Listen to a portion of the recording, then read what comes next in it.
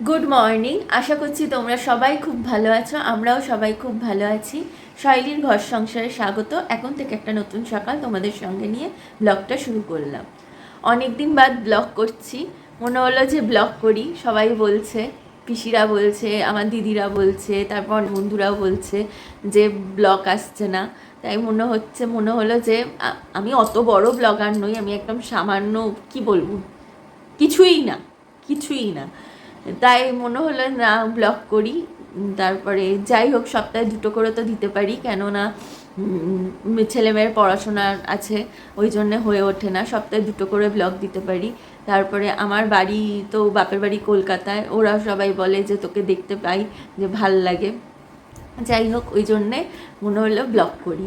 তবে যাই হোক, তাহলে চলো আজকের দিনটা কিভাবে কাটাই চলো দেখবে। আর এখন বাজে হচ্ছে 10:30। এখন 10:30 বাজে সকালে। হ্যাঁ,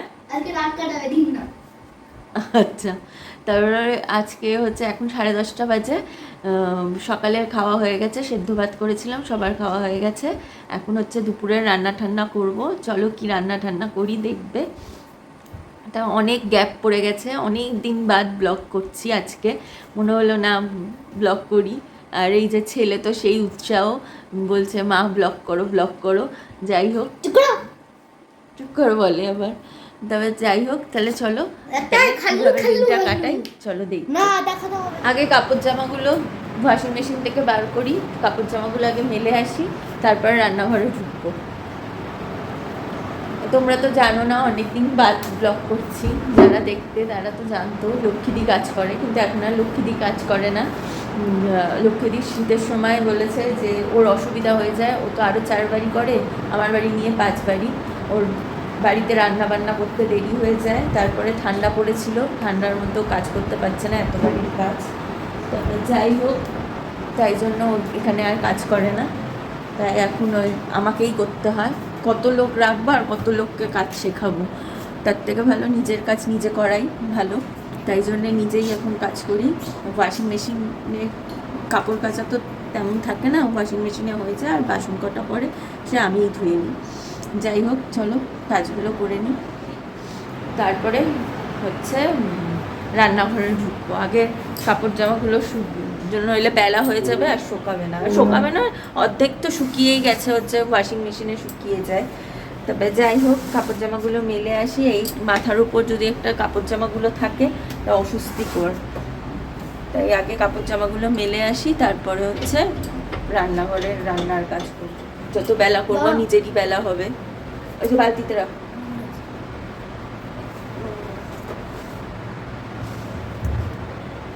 বলছে নোংরা আছে। মেয়ে কালির দাগ করেছে চুড়িদারে, ওই কালির দাগ ওঠেনি।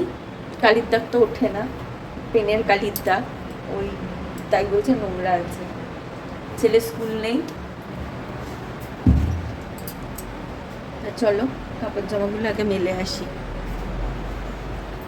ওই কাপড় জামা বার করবে, আমাকে করতে দেবে না। দেখো,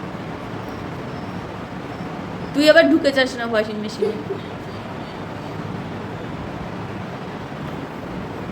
তারপরে করব রান্না। বাবা, কখন যে কোন কাজ করব বুঝে পাই না। দেখো, ও বালতি নিয়ে যাবে, ও স্কুলে না গেলে আমার পেছন পেছন এরকম কাজ করতে থাকবে।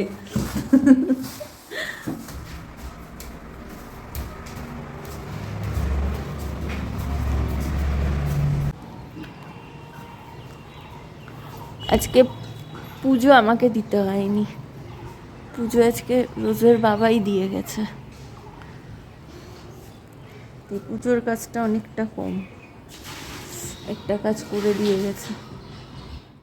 কাপড় মেলা হলো, এখন নিচে যাই, রান্নার তো জোর করি।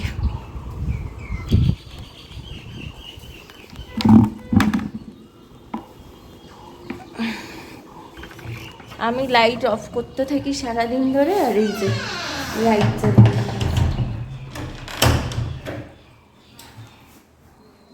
ববের স্কুল না থাকলে এই হয়, 24টা লাইট জ্বালাবে, আর আমি লাইট অফ করতে থাকবো সারাদিন ধরে। যাই হোক, এবার কাজগুলো করে ফেলি। কাজগুলো হলে, রান্নাটা হলে বড় কাজ হয়ে যায়। চলো রান্না করি এবার।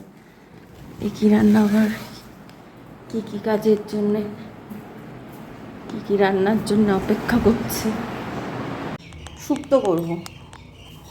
এই যে কাঁচা কলা, পেঁপে, সজনে ডাঁটা আর বেগুন উচ্ছে ফ্রিজে আছে, বার করব।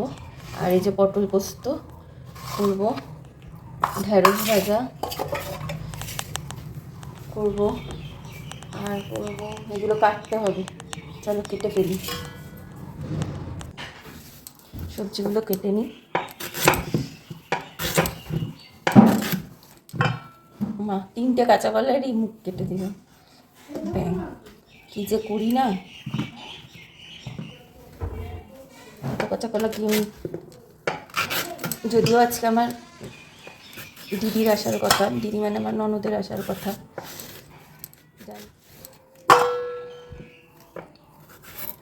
তাই একটু বেশি করেই করবো। যদি না আসে তো পরের দিন আমরাই খেয়ে নেবো, সেটা না ফ্রিজ আছে, অসুবিধা নেই। ডুয়ার্সে কলকাতায় শুনেছি সেই গরম পড়েছে, কলকাতারটাই জানি যেহেতু বাপের বাড়ি ওখানে, আর কোন জায়গায় কেমন গরম পড়েছে জানি না। আর ডুয়ার্সে এখনো সেরকম গরম পড়েনি।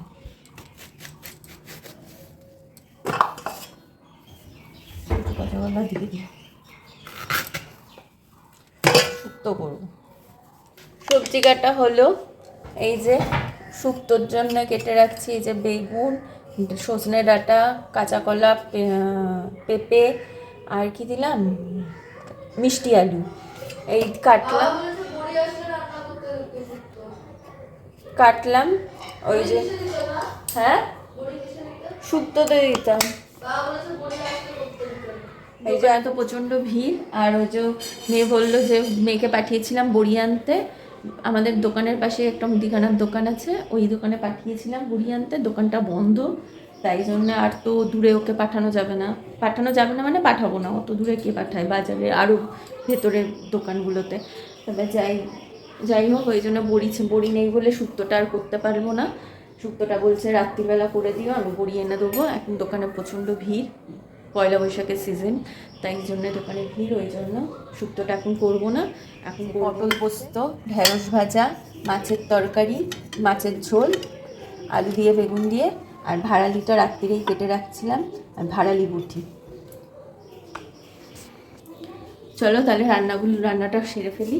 বড়িটা থাকলে ভালো হতো, রান্নাটা হয়ে যেত, আবার সেই রাত্রির অবধি টানলো, মানে রাত্রিরে বিকেলবেলা বড়ি নিয়ে আসবে, তারপরে হবে। কালকেই করব, যদি দিদিরা আসে তাহলে শুক্তোটা করব, আর যদি না আসে তাহলে বড়ি আনলেও কালকেই করব।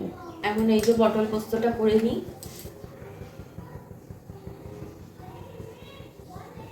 আমার ননদের কোনো আসার ঠিক নেই, কোনো ঠিক নেই, এলে পরে বোঝা যাবে যে দিদি এসেছে, তার আগে কোনো ভরসা নেই যে দিদি আসবে। যদি আসে, যদি দিদিকে দেখতে পাই না, দিদি এসছে, দিদির পা পড়েছে বাড়িতে, তাহলে বুঝবো যে দিদি এসেছে। তার আগে দিদির জন্য আমি যে তড়িজড়ি করে রান্না করে রাখবো সেই উপায় নেই, কেন দিদির কোনো আসার ঠিক নেই। আর দিদি যখনই আসবে, দিদি নিজে যা রান্না করবে তা নিয়ে আসবে, তারপরে আমাদের রান্না থেকে তা খাওয়া হবে, একটা বেশ হয়ে যায়, গেট টুগেদার হয়ে যায়। যাই হোক, এখন পটল পোস্তটা করি। চলো, এই একটা আনন্দ যাওয়া শুরু হয়েছে, কালকে প্রচণ্ড ঝড় বৃষ্টি হয়েছে ওখানে, এই জন্য কোথাও লাইন খারাপ হয়েছে বলে 10 বার লাইন যাচ্ছে।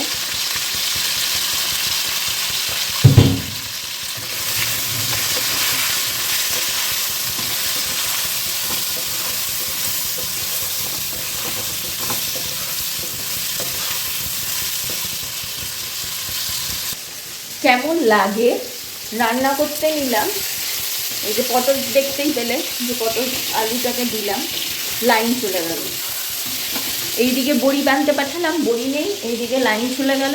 এখন পোস্ত বাটতে হবে শিলনোড়াতে, শিলনোড়ায় এখন পোস্ত বাটতে হবে।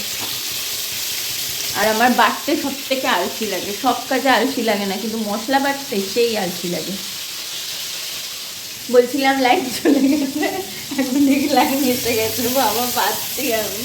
এখন আমাকে পোস্ত আর বাড়তে হবে না, মিনিটেই হয়ে যাবে। নেড়েই যাচ্ছিলাম যে লাইনটা আসুক না, আর বক বক করবো না, একে বিশ্বাস করা যাবে না কখন আসে আর কখন নেই। তার মধ্যে কালকে ঝড় বৃষ্টি হয়েছে, এখানে একটু ঝড় বৃষ্টি হলে লাইনের খুব সমস্যা হয়ে যায়, তার ছিঁড়ে যায়, গাছ বেশি না, গাছ এলাকা, ওই জন্য গাছটা ছিঁড়ে যায়। যাই হোক, এই মশলাটা বেটে নিই।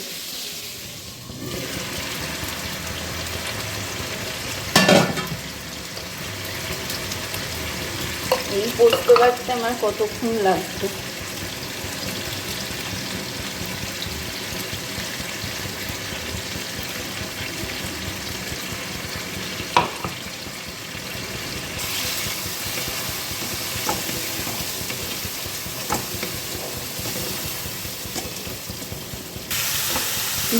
ভাড়ালিটা দিয়ে দিলাম। ভাড়ালি আমরা বলি, ভাড়ালি অনেকে আবার বলে থোড়, থোড় দিয়ে দিলাম বা ভাড়ালি দিয়ে দিলাম, যাই হোক যেটাই বলো না কেন।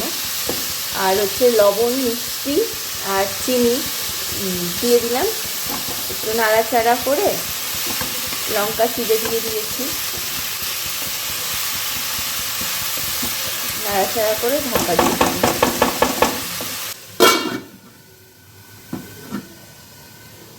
মাছ হলে আমার রান্নাটা শেষ হয়ে যায়, মাছটা করে নিই। কত বেলা, কোনো ঘরও মুছিনি।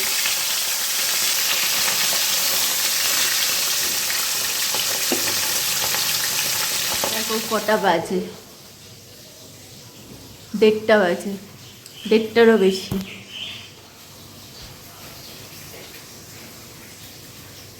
কখন কাজ হবে ভগবানই জানে। যাই হোক, এইভাবেই আমার আসলে লক্ষ্মীদি ছিল তখন, যে রান্না ঠান্না হয়ে যাবে, তবে লক্ষ্মীদি এসে বাসন টাসন মেজে দেবে। এখন তো সম্পূর্ণটাই নিজের হাতে, সকালে খাওয়া হলেও নিজেকে মাজতে হচ্ছে, সবই করতে হচ্ছে, তাই জন্য আরও বেলা হচ্ছে। তার মধ্যেও তাও আমার টাইম টু টাইম কাজ হয়ে যায়। আজকে তার মধ্যে ওদের স্কুল নেই, ওদের ভাই বোনের ঝগড়া সামলাবো না রান্না করবো, এই করতে করতেই দেরি হয়ে যাচ্ছে। চলো মাছটা করে নিই, মাছটা করে নিলে আমার রান্না শেষ, তারপরে রান্নাঘর পরিষ্কার করবো। চলো কাজটা করে নিই, রান্নাটা করে নিই। রান্নাটা হলো, এই রান্নাগুলোর আসল চেয়ার মাথাটা গেছে, মানে রান্নাগুলোর লাস্টে ফাইনাল লুকটা দেখো। এই যে ডাল, পটল পোস্ত, ঢেঁড়স ভাজা, ভাড়ালি বটি, আর এই যে মাছের তরকারি, মাছের ঝোল, তরকারি বলছি, মাছের ঝোলটার রং হয়নি কেন রান্নায়। আর এই যে লাল লঙ্কা ফ্রিজে ছিল, দিতে ভুলে গেছি, এই লঙ্কাগুলো রান্নায় দিই যে রান্নায় কালার আসার জন্য, কিন্তু দিতে ভুলে গেছি, মাথা থেকে বেরিয়ে গেছে। আর পেটে দৌড়াচ্ছে ইঁদুর, এত খিদে পেয়েছে আমার হচ্ছে, সেই আগুন জ্বলছে পেটের মধ্যে। আর কোনোরকম এই রান্নাঘরটা, ওই দিকের ঘরটার মোছা হয়ে গেছে, এখন হচ্ছে এই রান্নাঘরটা পরিষ্কার করে রান্নাঘরটা মুছলেই হয়ে যাবে। চলো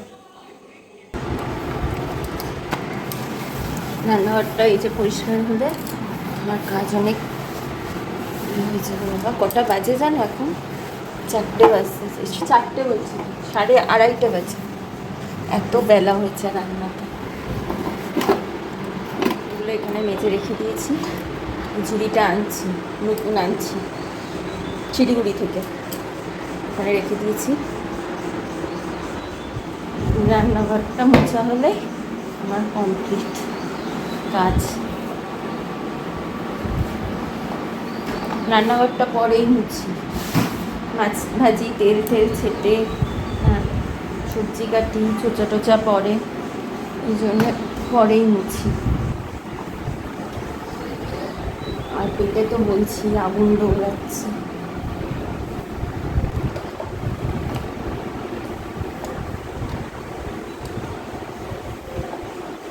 এই কাজটা বলে তারপরে ও আসবে, ভাত খেয়ে নেবো, হয়ে যাবে।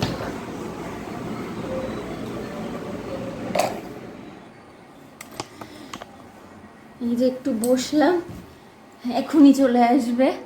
পেটে প্রচণ্ড খিদে, কিন্তু এই যে মুখটু জল দিলাম, শান্তি লাগছে এখন। মনে হচ্ছে একটু বসি, তারপর একটু দেরি করেই আসুক।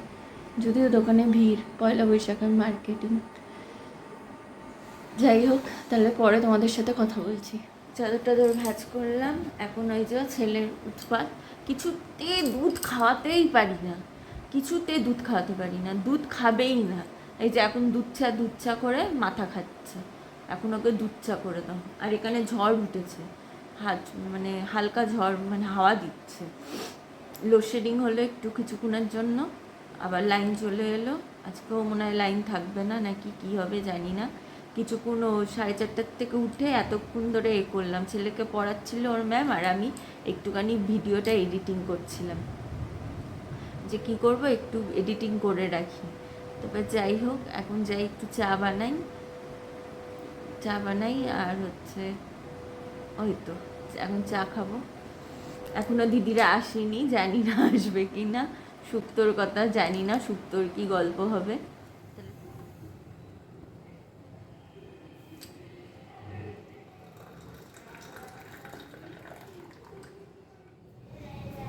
ওই যে টিভি দেখছে, চলে আয়।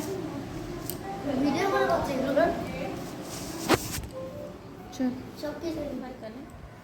কি বানিয়েছিস? আগে তুমি নিজে দাও।